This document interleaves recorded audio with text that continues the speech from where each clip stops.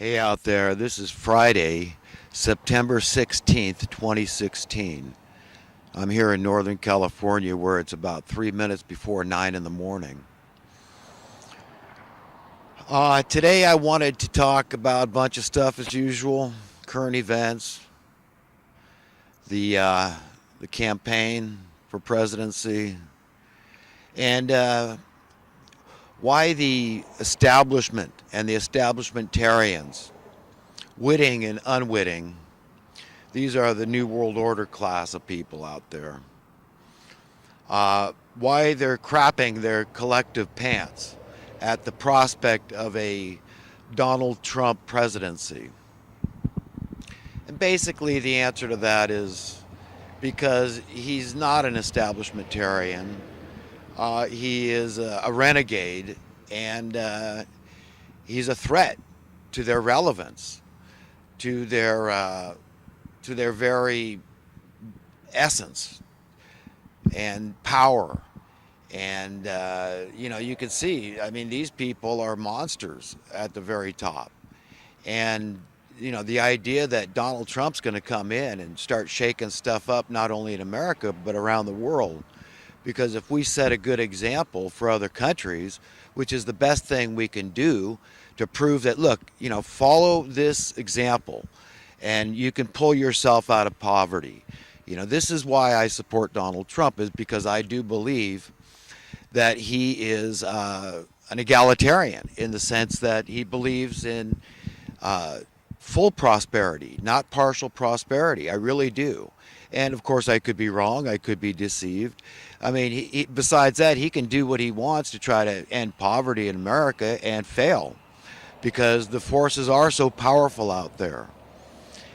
He's got to realize that once the problems are etched in stone, it's like pulling teeth, metaphorically speaking, to ever end the problem. And the reason is simple. It's because all these jobs spring up around the problem. So there's no incentive, there's no motivation to ever end the problem. War, the way Eisenhower spoke about it in the early 1960s in his farewell address to America, pointing out that this is a business. It's the business of war. And we can see that the same with the welfare industry now.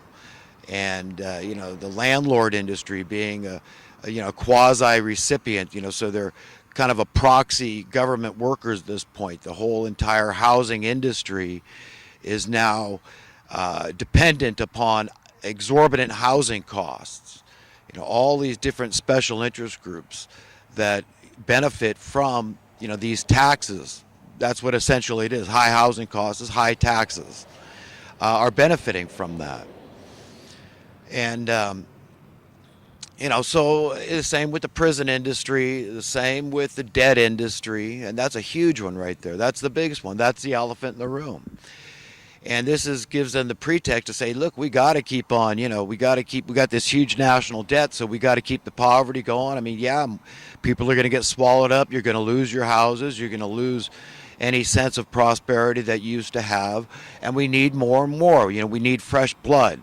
So it's going to move up the chain, right? It's sucking in the lower middle class, and then next is the middle class and the upper middle class, and on in that theme. But this is it. They need us poor.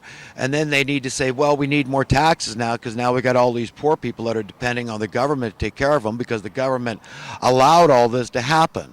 Whoever the government is to you. Because I really don't know anymore. Things are so muddied at this point. I have no idea. It's supposed to be we the people. I know that much. But is it? I say no taxation without representation, no cost of living. What is being free? Is being free partially free? Is that acceptable to? It is, apparently, to a lot of people. But that's pseudo-freedom. True freedom is full freedom. And we all should be able to enjoy that because that is what God wants for us. See, it has nothing to do with the decrees, the rules and regulation and laws or lack of laws of men. This is something we all have to decide to seize upon ourselves, to be empowered with that understanding that you're entitled to share in the bounty of this planet and all the accumulated wealth that all our foreparents fought and died for, and worked, gave blood, sweat, and tears for, the infrastructure and the factories and the stuff coming out of the factories.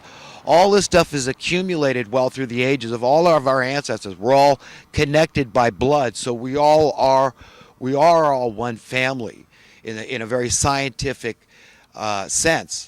And so, the idea that we're all entitled to share in the bounty is not unreasonable. To me, it's very reasonable, and beyond that, it's just logical. And even if you don't believe in God, it seems logical to me to say, yes, I mean, you're born on a planet, you're here for a little while, and you should be able to share in the wealth while you're past. Why should it all belong to, the Rockefellers and Rothschild class and all their ilk, all the uber rich people out there? I'm just buying it all up. Oh, I own the whole planet now. So, if it's public property, well, that's government. Again, who is it? It's supposed to be we, the people. There should be homesteading all through. We should have it now. It shouldn't be this, this adverse possession where you got to do it in an underhanded way. You got to go out there and take some property, and you got to get out there with your guns and your dogs, and and you got to, use this quasi loophole in the law type thing, this adverse possession, this hostile occupation where you're stealing property literally, but it's legal, but it has to be hostile in order to be legal and to fit into the parameters of the law.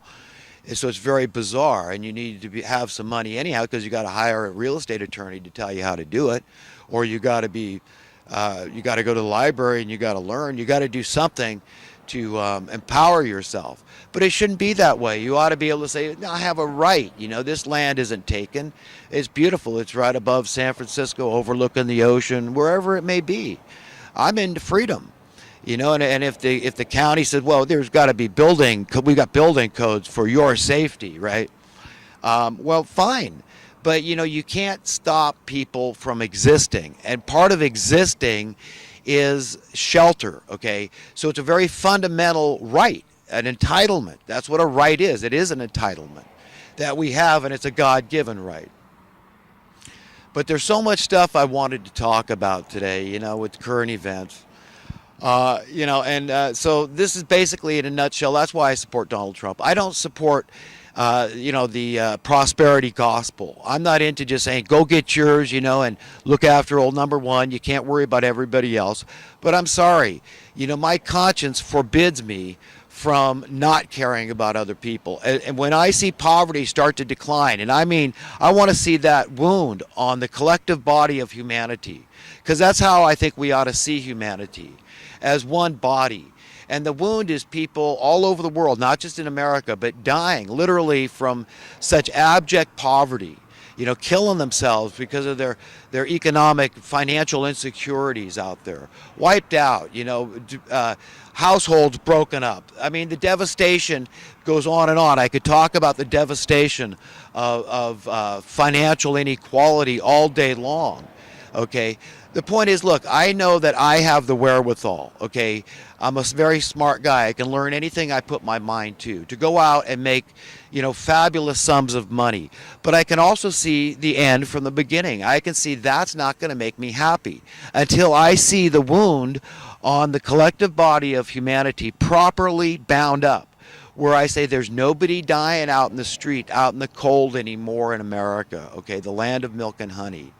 The land everybody wants to come to, that's what I want to see. Then I can say, okay, I can enjoy prosperity now. In the meantime, I just assume, fight and struggle like I've been doing most of my life.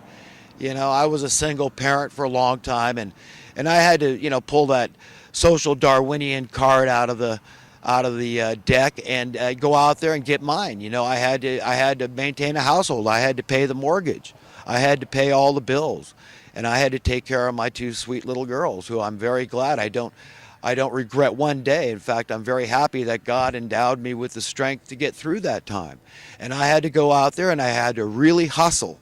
I really had to find enough work, and I had to get paid fairly, and I had to pay my bills, and I had to be diligent all by myself doing that.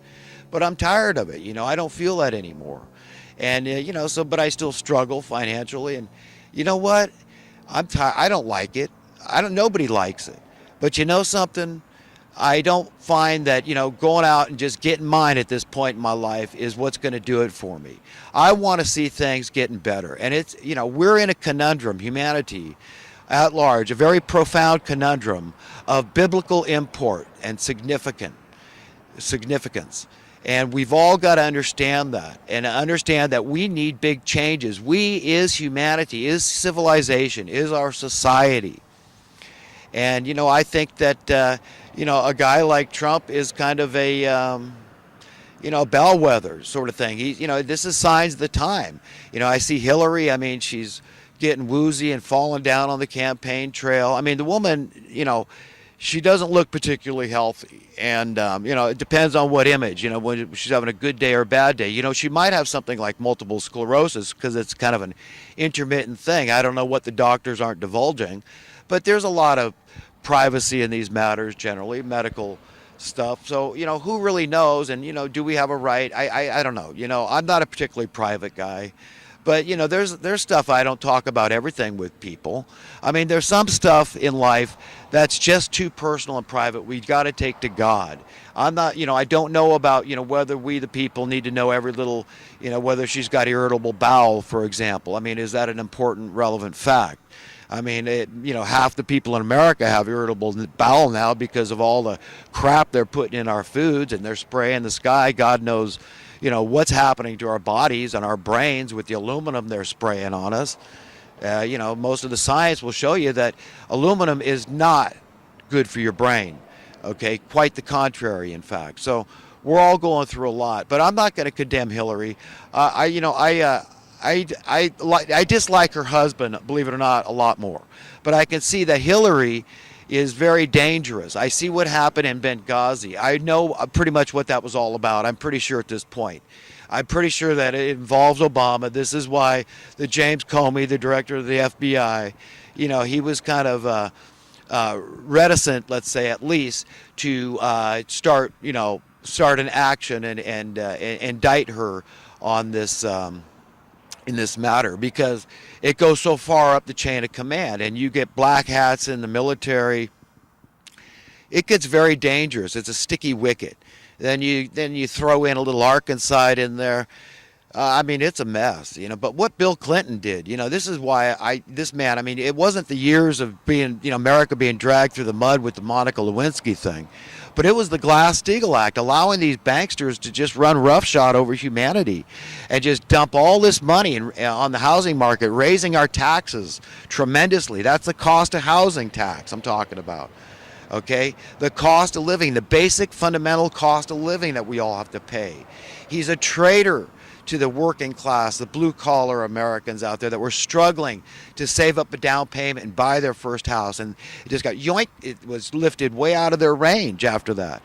And then George Bush in there, baby Bush, 43, just pumping up, saying, oh, this is why the terrorists hate us, is because we have capitalism. So go out there and invest and buy. So that was like green light to all these, wolf and vulture-like capitalists out there that don't give a crap about ethical behavior, don't care about the golden rule, treating others the way they want to be treated. It's just, hey, get my face, get on the bandwagon, man.